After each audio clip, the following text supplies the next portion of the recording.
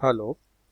क्या आपको पता है कि टैली में बिल ऑफ मटेरियल का फीचर यूज़ करके आप टैली में से जो भी प्रोडक्ट आप बना रहे हो, मैन्युफैक्चरिंग कर रहे हो, उसका कॉस्ट जान सकते हो। और वो भी एक रिपोर्ट के फॉर्मेट में, यानी उसमें सारे कंपोनेंट्स भी आ जाएंगे और क्या आपने लास्ट परचेज जो रेट से किया था उस परचेज रेट को उस रिपोर्ट में डिस्प्ले करके आपको वो प्रोडक्ट जो आप मैन्युफैक्चरिंग कर रहे हो वो क्या रेट में रेडी होगी, ठीक है, वो पूरा एक रिपोर्ट जनरेट कर देता है टैली। तो मैं बताता हूँ अभी आपको इस वीडियो में कि वो कैसे मिलेगा आपको। तो सबसे पहले तो हम एक एग्जांपल समझते हैं कि भी ये समझाने के लिए मैं एक एग्जांपल ले रहा हूँ कि सपोज मान लो कि कोई कंपनी है जो शर्ट बना रही है, ठीक है, वो शर्ट को मैन्युफैक्चरिंग कर रही है। तो उसमें ये उसके रॉ मटेरियल है, प्योर कॉटन फैब्रिक, फिर ये इसका कॉटन थ्रेड और ये बटन, ठीक है, वो उसके रॉ मटेरियल है। तो ये रॉ मटेरियल को यूज करके वो शर्ट को बनाता है, ठीक है। अब हम देखते हैं कि पहले मैं आपको परचेज एंट्री दिखाता हूँ कि सपोज मान लीजिए कि आपने ये पर्टिकुलर 1 अप्रैल को 100 मीटर परचेज किया था फैब्रिक 300 रुपये के रेट से। फिर बटन जो परचेज किए थे वो 3 रुपये के रेट से परचेज किए थे।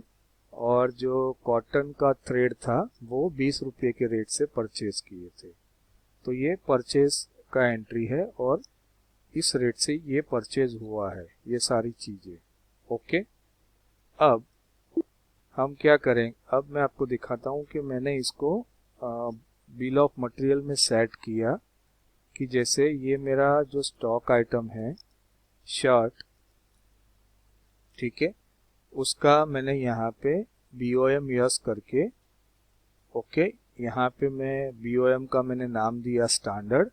और यहाँ पे मैंने डाला कि मेरा एक पीस एक नंबर शर्ट जब मैन्युफैक्चरिंग हो रहा है तो मेरा pure cotton fabric 2 metre use होगा, मेरा बटन्स जो है वो 10 नंबर यूज होगा और कॉटन थ्रेड मेरा एक क्वांटिटी यूज होगा।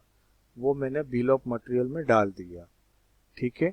तो आपको ये बिल ऑफ मटेरियल में उसके कंपोनेंट्स आपको डालने पड़ेंगे, ठीक है। तो ये bill of material feature activate कैसे होता है, तो आपको आइटम मास्टर में जाके अगर ये आपका BOM का लाइन डिस्प्ले नहीं हो रहा है तो यहाँ पे आपको F12 करना है।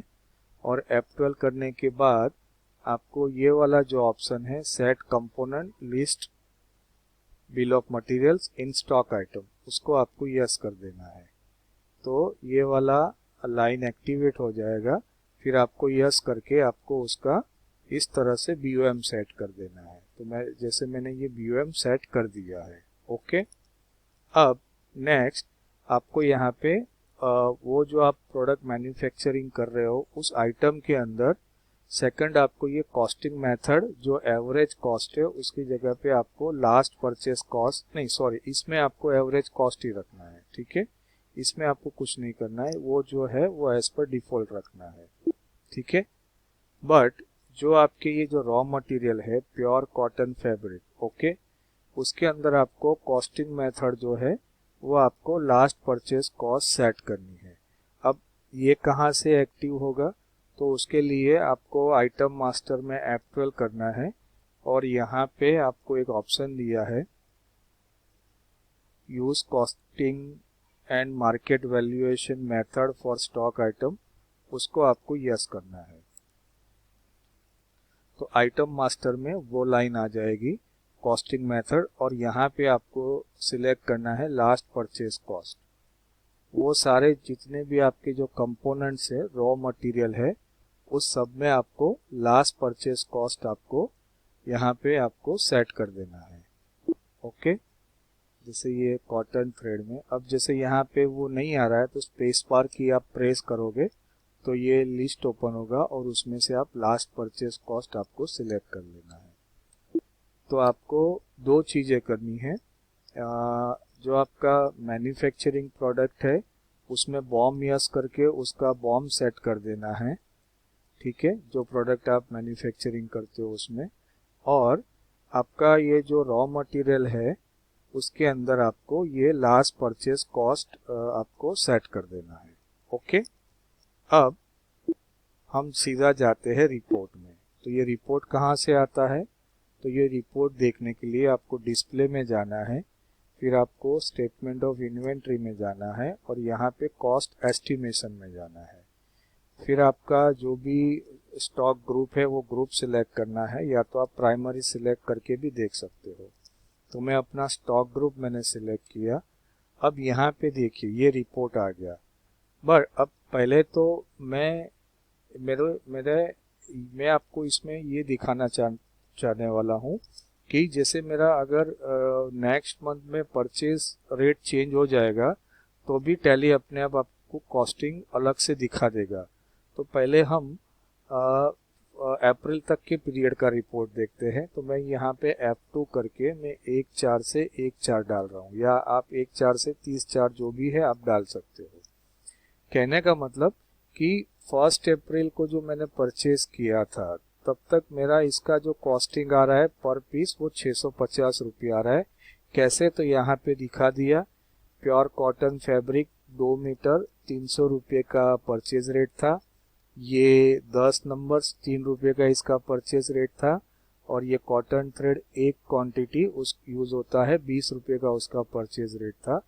तो उसके हिसाब से इसने आपको टैली ने रिपोर्ट फॉर्मेट में दे दिया कि ये एक जो शर्ट आप मैन्युफैक्चरिंग करोगे वो आपको 650 रुपये पर पीस आपको मैन्युफैक्चरिंग कॉस्ट आएगा। ओके, अब सपोज मान लीजिए कि मैंने मंथ ऑफ मई में मैंने अगेन परचेज किया सेम आइटम, ठीक है। अब सेकंड जब मैंने परचेज की है तब मेरा जो रेट है इसमें क्या हो रहा है कि जो मेरा फैब्रिक है उसका रेट मेरा चेंज हो गया। जो 300 रुपये का था वो 400 रुपया हो गया है, ठीक है।